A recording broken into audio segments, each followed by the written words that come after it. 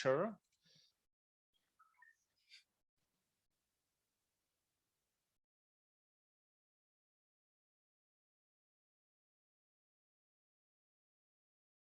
Okay, so everything should work well now.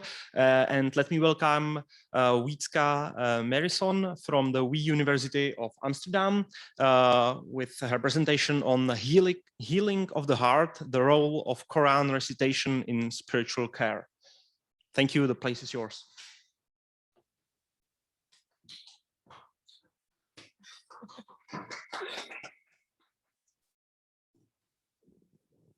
Thank you all very much, and thanks to the organizers for inviting me to be here. I'm very happy to be here, and I've already learned a lot from the other contributions, so thank you so much.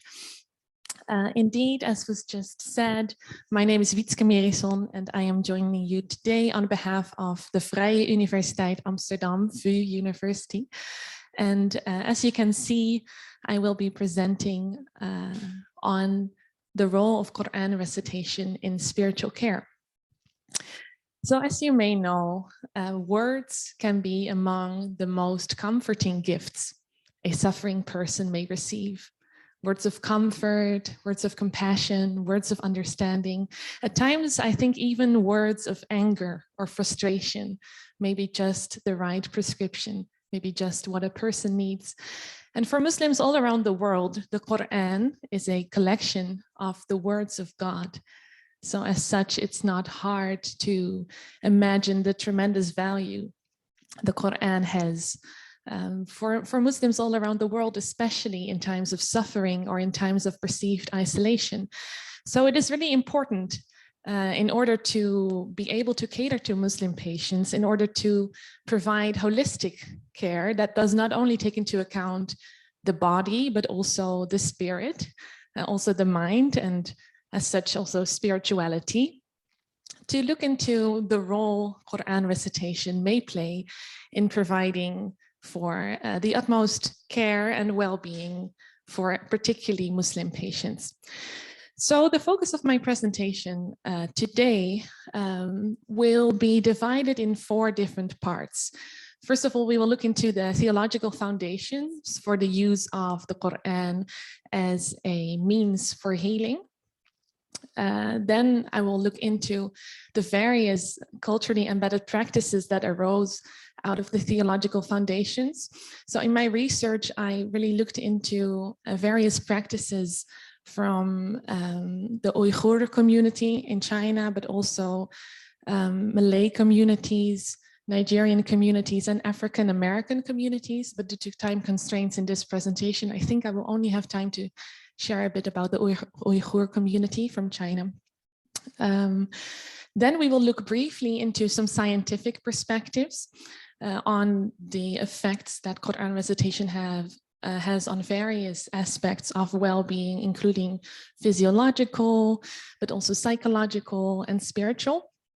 And lastly, I will share with you the results of conversations, interviews I've had with Islamic chaplains in the Netherlands. I've asked them about their views on what the role of Qur'an recitation is in their work, but also the value that it has for their patients and the way in which they use it in their day-to-day work. So without further ado, starting with the theological foundation of the use of the Qur'an as a healing. And the main source of this use of the Qur'an comes from the Qur'an itself. We see 3 important verses here on the screen. First of all, a verse from Surah Al-Isra, where it is said, "We send down the Qur'an as a healing and a mercy for the believers, but it only increases the wrongdoers in loss." A second verse from Surah Fussilat say, "It is a guide and a healing to the believers. As for those who disbelieve, there is a deafness in their ears and a blindness to it in their hearts. It is as if they are being called from a faraway place." And lastly, a verse from Surah Yunus. "O humanity, indeed there has come to you an instruction," which is often interpreted to mean the Qur'an, from your Lord, a cure for what is in the heart, a guide and a mercy for the believers. So here we already see that there does seem to be some sort of a condition for the Quran to actually function as a healing mechanism, or as a healing. And that is that one approaches it with sincerity, and that one believes that it is actually the speech of God. It even says that if one doesn't, if one is a disbeliever, it only increases, or even a wrongdoer, which is different, arguably, from a disbeliever, it only increases you in loss. So that's interesting to notice. There are traditionally certain qualifications that a reciter must fulfill to use the Quran for means of healing on someone else. So there is a hadith, a narration from the Prophet Muhammad, where he said, the healer should be of good intention, aiming to help the Muslim and not interested in a fee, so that his prayers may be more effective. Additionally, a Saudi Mufti issued a fatwa, so a legal explanation, where he said there are 3 qualifications that a reciter must fulfill in order to recite for the purpose of healing. First of all, he should have, or she should have, good knowledge of recitation, so the rules of tajweed, of Quran recitation, but also a good understanding of what the text actually means, so the translation, in case we are talking of a non-Arabic context. But even then, the Arabic of the Quran, as many of you may know, is very distinct from the colloquial dialect. So then still there needs to be some sort of understanding of what the text actually is about. And thirdly, he says this person needs to be virtuous, needs to be a good person in order to bring good to others. And Dr. Ali Jum'a, a famous Egyptian mufti, also added to this, there is a great importance to having a proper understanding and awareness of what it is that is actually taking place. And this is most particularly linked to the fact that the healer, nor the one hopefully being healed, should have the idea that healing comes directly from the Quran, or that the Quran is some sort of an authority, or I should say autonomous source of healing, but rather all healing comes via the Quran, but from God. So in the end, there should be an awareness that all healing in the end only comes from God and not from the Quran. Yes, so even though we saw in some of the verses that I shared with you before that the entire Quran is perceived as a healing, as a shifa, there are certain chapters and verses that over time, due to narrations that are tied to them, have gathered this more important or more significant value when it comes to healing, and are recited more often when it comes to healing. And the most important of those I've listed here, first of all, there's the opening chapter, Surah Al-Fatiha, which is also called al-Kitab or al-Qur'an, the mother of the book or the mother of the Quran. It is the first chapter in the written Mus'haf, in the written Quran. And it's also called Surah Al-Shifa, so the chapter of healing. And there are many narrations specifying the healing qualities of Surah Al-Fatiha. For example, there is a narration where companions of the Prophet went out and found a man who was bitten by a snake. They then recited Surah Al-Fatiha in an attempt to heal him, came back to the Prophet, and it turned out that the man indeed was healed.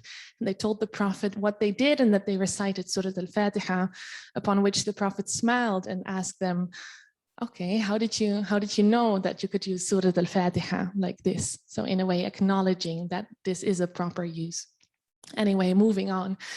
Surah Al-Baqarah, the second chapter of the Quran, is also frequently recited, not complete, not in its whole, because Surah Al-Baqarah is the longest surah, the longest chapter in the Quran. It takes several hours to recite it, but there are particular verses, particularly the first verses and the last verses, and Ayat al-Kursi, the throne verse, which are recited often and attributed particular healing qualities. Also the 36th chapter, Surah Yasin, which is called the heart of the Qur'an on the basis of a narration saying that everything has a heart, and Surah Yasin is the heart of the Qur'an. It is particularly recited in any rituals related to death and dying, but also apart from that in any rituals for people who are suffering. And then lastly, also the last 3 chapters, Surah Al-Ikhlas, Al-Nas, and Al-Falaq.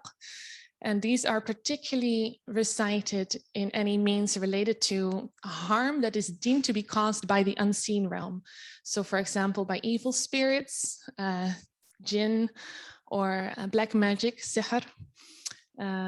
These chapters are particularly deemed to be important. So I don't know the background of all of you. I had the pleasure of meeting some of you yesterday, but I was fearful as I was making this presentation. I was going to speak of Qur'an recitation for a room of people who maybe never heard Qur'an recitation, and therefore maybe had a different idea of what it is I was talking about, because recitation differs in the different religious traditions.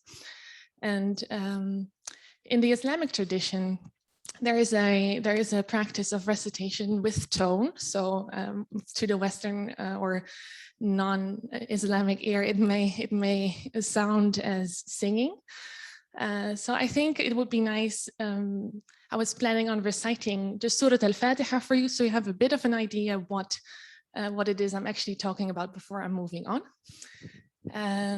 Yes, I will recite it for you. أعوذ بالله من الشيطان الرجيم بسم الله الرحمن الرحيم الحمد لله رب العالمين الرحمن الرحيم مالك يوم الدين إياك نعبد وإياك نستعين اهدنا الصراط المستقيم صراط الذين أنعمت عليهم غير المغضوب عليهم ولا الضالين صدق الله العظيم. So just to give you a brief translation, because this is an important, it's an important chapter. Bismillah ar-Rahman ar-Rahim, in the name of God, the most merciful, the most compassionate. Alhamdulillahi Rabbil Alameen, all praise be to God, the Lord of the universes or of the worlds. Ar-Rahman ar-Rahim, the most compassionate, the most merciful. Maliki Yawmiddin, the ruler of the day of judgment. Iyaka na'budu wa iyaka nasta'in. You alone we worship, and you alone we ask for help. Ihdina as-sirat al-mustaqim, show us the straight path. Sirat alladhina an'amta alayhim, the path of those you have blessed. Ghayr al-maghdubi alayhim, not of those against whom there is anger. Wala dhalin, or of those who have been led astray, who have been misled. Okay, so now that we all know what we are talking about, and we have a bit of an idea of the theological foundations, you definitely, I only have time to talk about one embedded cultural practice, which is then, as I promised you, a practice that can be found in the Uyghur community. And here you can actually see a picture. It's a part of the research done by Harris in 2004. I will share you more information. I will share more information with you later, but here you can already see the picture of the women after the ritual has been performed. So what is this ritual I'm talking about? In the Uyghur Muslim community, there are all-female ritual gatherings called Totsuluk. And within these gatherings, which take place mostly once a week, sometimes a bit less frequently, usually on Friday, there's a central practice of communal Qur'an recitation, also known as khatma. And in this practice, groups of 10 to 20 women led by senior ritual specialists, or buwi, and their apprentices, shagrids, they engage in this ritual, which is always for the purpose of healing, mostly for the healing of the spiritual heart, but sometimes also addressed to specific healing of bodily ailments or other type of diseases. And as such, the specifics of these gatherings differ per gathering, which is related to the idea, as I mentioned to you before, that certain verses are ascribed certain qualities. So then depending on the kind of healing that is sought for, different verses will be recited. But there's always this similar structure of starting with a communal recitation, usually of Surah Al-Fatiha, which I just recited for you. Then moving on to solo recitation by only the senior ritual specialist, where she will recite melodiously and emotionally, and most of the women will be brought to tears. Shivering is normal, crying is normal. And afterwards, the recitation, the ritual will be wrapped up with, once again, communal recitation, mostly of the last 3 chapters of the Qur'an. And the ending are, in the end, the ritual will be closed with Surah Al-Fatiha, again, indicating that all endings are also new beginnings. So indeed, as I said, this is just one of the examples within the various, within the rich cultural traditions that are to be found within the Muslim world. So just to give you an idea of the way in which these rituals have been given shape. But yet again, this is, I even say the Uyghur Muslim community, but this is also tied to a specific village. I must say this is, in the research I have read, it does seem that this is widespread within the Uyghur communities, but the research I based myself on by Harris was of course also focused on some specific communities. So I'm not even sure if I dare to make the claim that this is practiced all around the Uyghur communities. So it's not even that universal. Moving on to briefly some scientific perspectives, because I see I'm running out of time. I will share with you two reviews, structural reviews of research that has been done. The first of which is from Yaktakusha Ali, Mola Dust and Pura Jabi from 2019. They analyzed 40 studies that looked both at the effects on physiological functions and mental health of structural listening to Qur'an recitation. And they found in most of their studies on mental health, they found an improvement for various, mostly Muslim audiences. In addition to that, with regards to pregnancy and pregnant ladies, they found that structural exposition to, or a structural exposure to Qur'an recitation leads to a reduction of labor pain, a reduction of anxiety, and an improvement of physiological functions, even of the fetus, which may be related to the positive effects on the mother. In addition, they found a positive effect on the immune system. And the other review I looked into by Ghiassi and Kermat from 2018 was an analysis, of 28 studies with a focus on mental health and anxiety particularly. And they had a very broad range of audiences, from students to athletes, prisoners, pregnant women, intensive care patients, and patients before surgery. And in 27 out of 28 studies, they found a positive effect. So meaning that the groups that listened to Qur'an recitation had lower anxiety than the control groups. But in one group, in one of the studies, actually a negative effect was found, meaning that the control group had lower anxiety rates than the group that was exposed to the Qur'an. However, this outcome was not statistically significant, but I still think it's important to mention. Moving on then to the interviews I did with some chaplains in the Netherlands.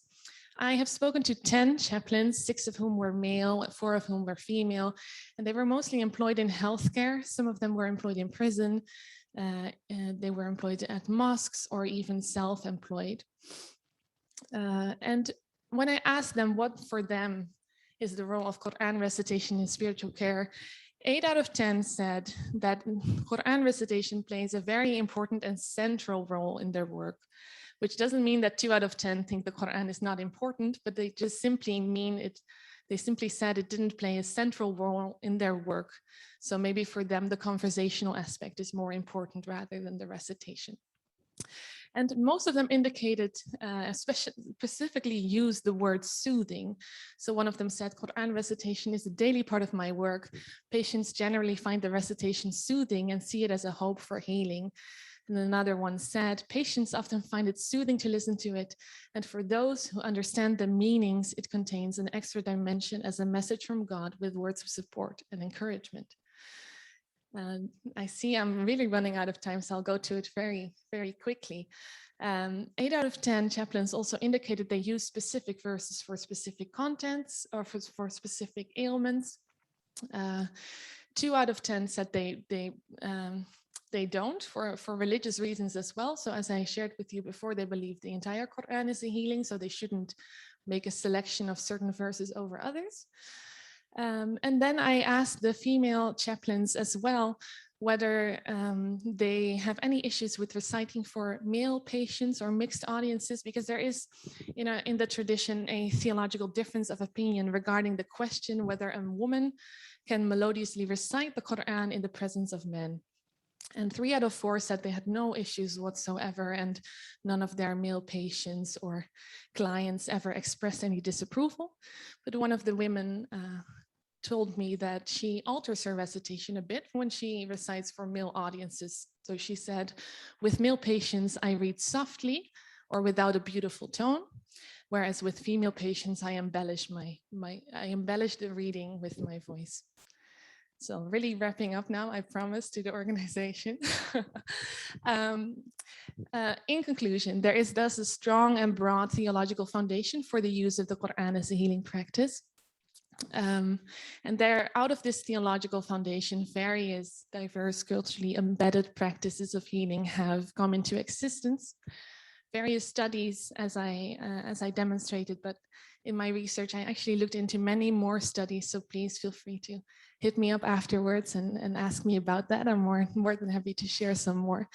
Indicated a positive effect on diverse audiences, and 80% of the interviewed chaplains from the Netherlands said that Qur'an recitation was vitally important for their work.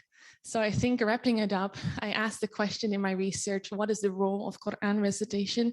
I think the only possible answer I can give is that there are multiple roles and that they differ slightly per context, but also within the Netherlands with the chaplains I asked, it differs slightly per chaplain, per situation, per listener as well.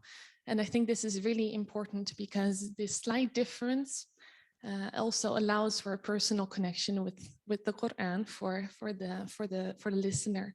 And only in this way, when there is a personal connection, I think there can truly be a sense of connection in times of isolation, and as such also a sense of comfort in times of suffering. And comfort in times of suffering, I think, is healing in and of itself. So thank you so much for your attention. Please, if there are any questions, I'm more than happy to answer. Thank you.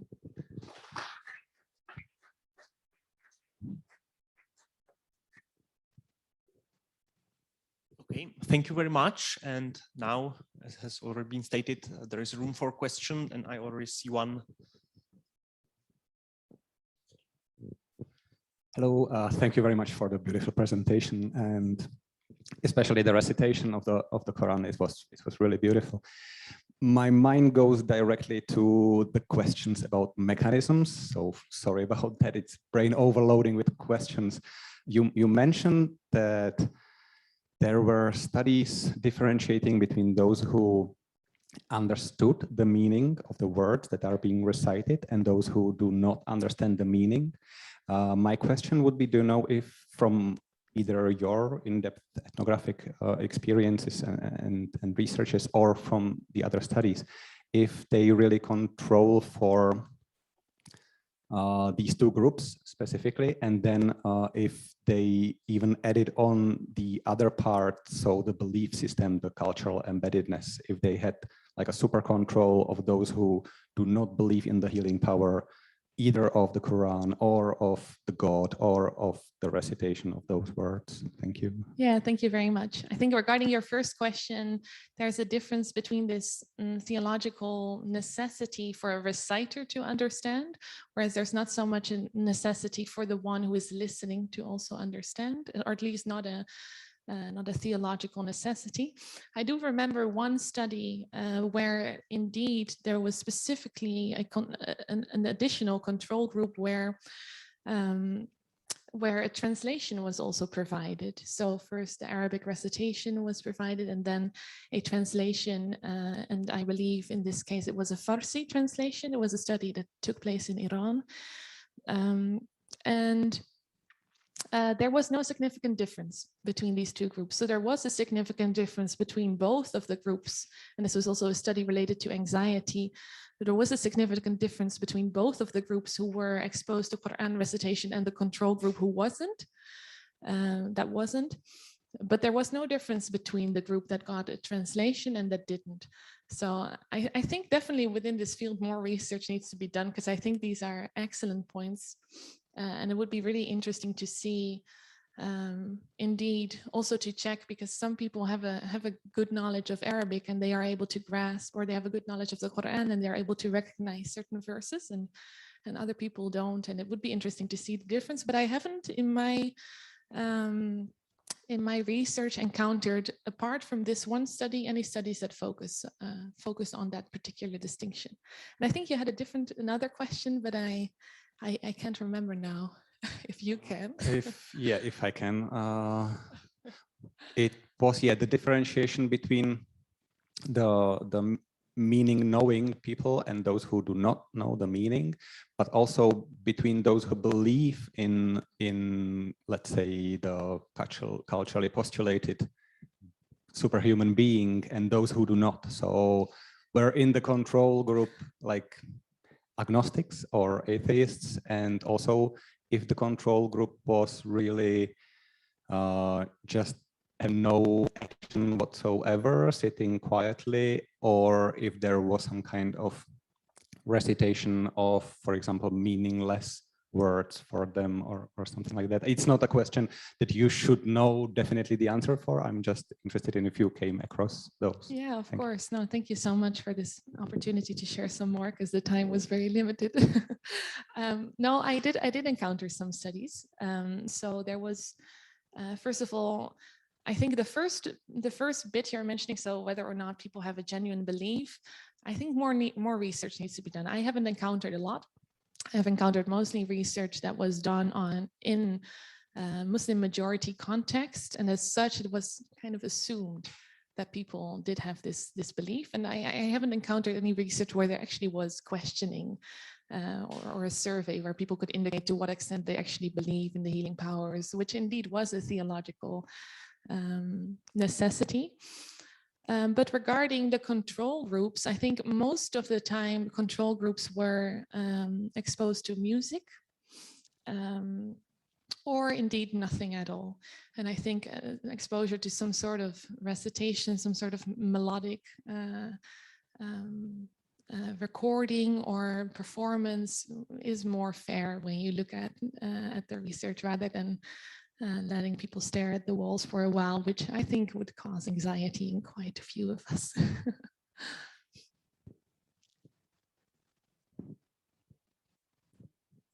Thank you very much. Is there any more questions? And I encourage also those online. I do can have participate. a question. Okay, great. Go on. Thank you for your presentation.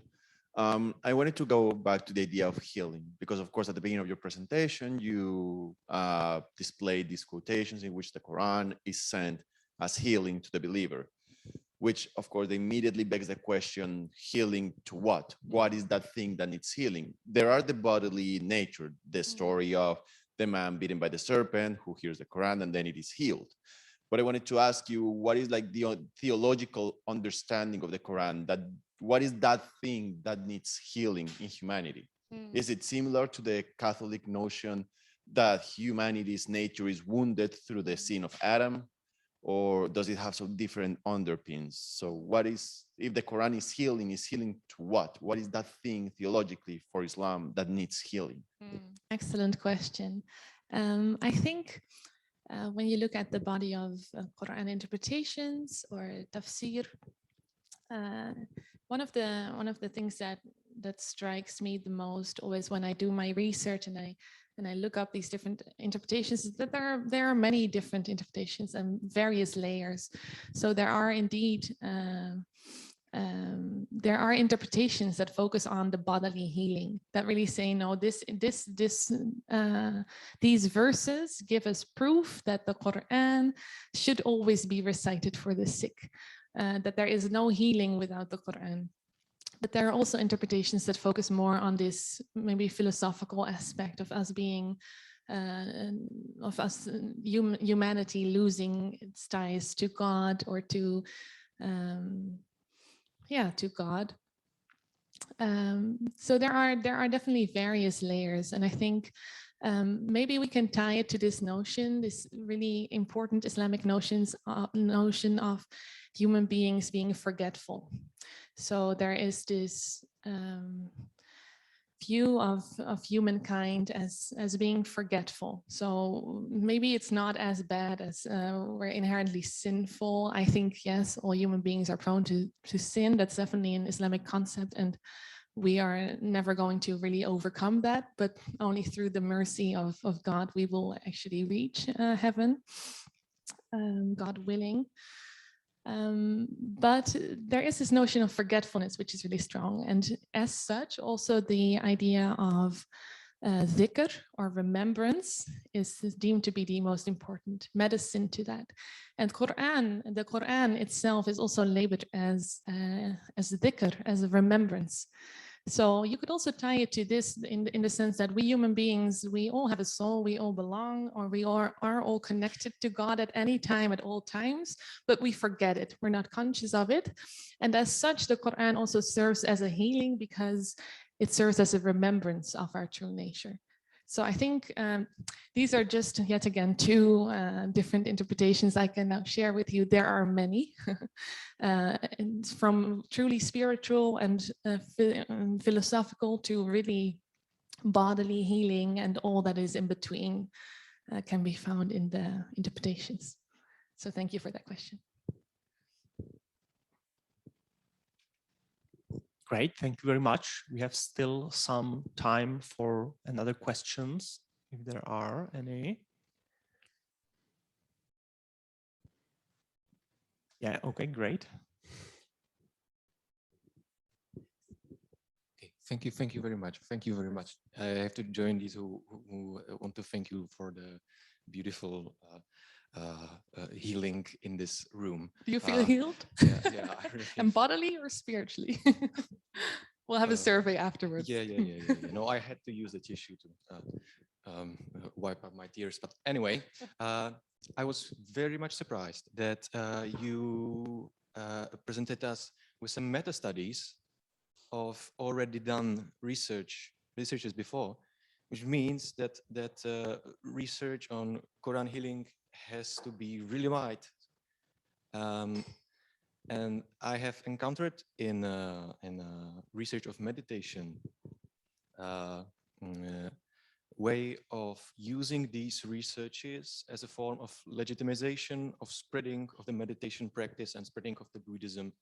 And I was just wondering if, and the practitioners themselves use these researches as arguments that you should meditate because this is scientifically proven that meditation heals you. Have you ever encountered somebody like that and this kind of practice of legitimization of Quran recitation in your research? That's an interesting question. Let me think.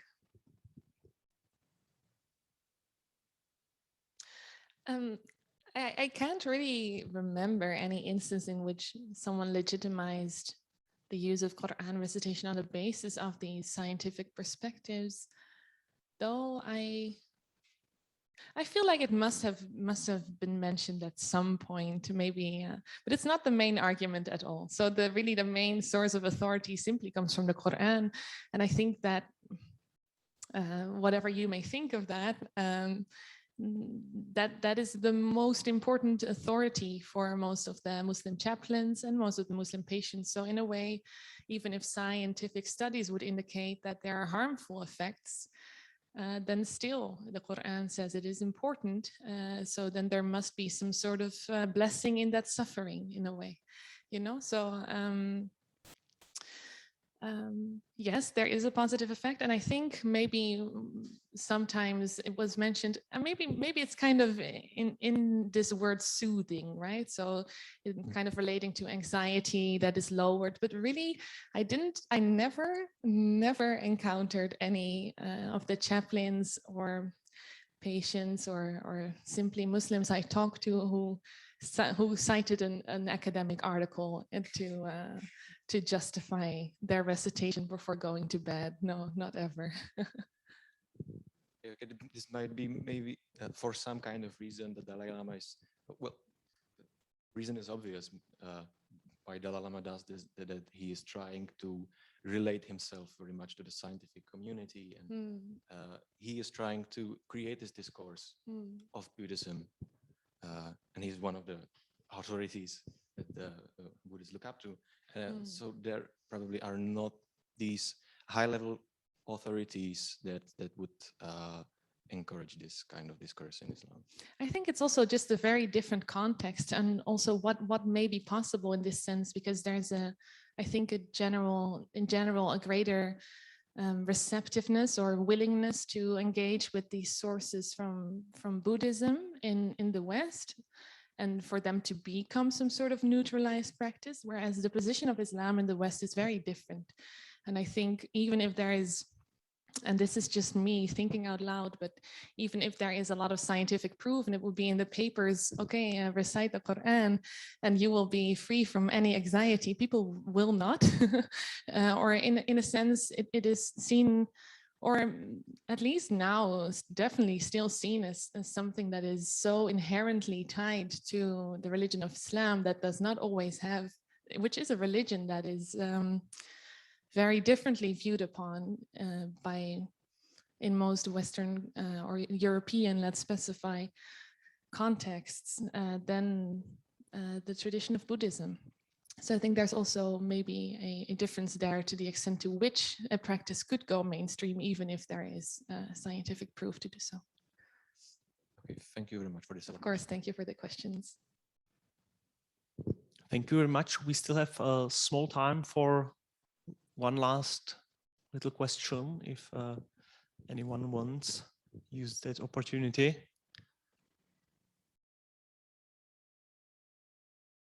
Then I guess that we will ask the questions during the coffee break. Thank you very much once again.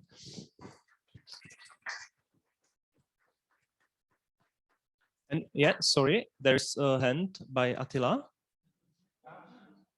No? Yeah? Was mainly applauding.